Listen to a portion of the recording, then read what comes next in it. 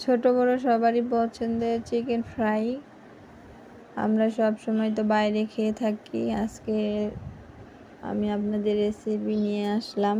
আমরা ঘরে বসেই রেস্টুরেন্টের মতো চিকেন ফ্রাই করে খেতে পারি, আর বাইরে যেতে হবে না।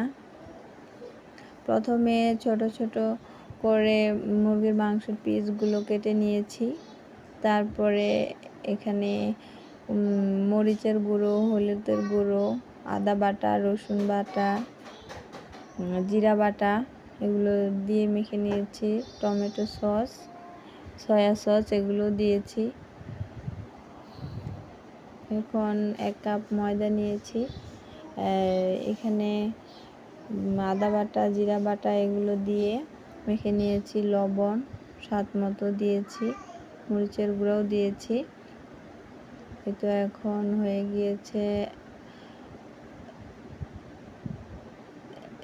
প্যানের মধ্যে আমি একটা একটা করে দিয়ে দিয়েছি।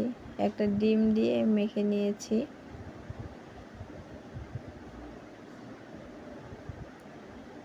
এভাবে অনেক মুচমুচে হয়, আপনারা ট্রাই করতে পারেন। অনেক বেশি মজা হয়, আর বাইরে খেতে যেতে হবে না এবং স্বাস্থ্যকর হয়ে থাকে। আপনারা ট্রাই করতে পারেন।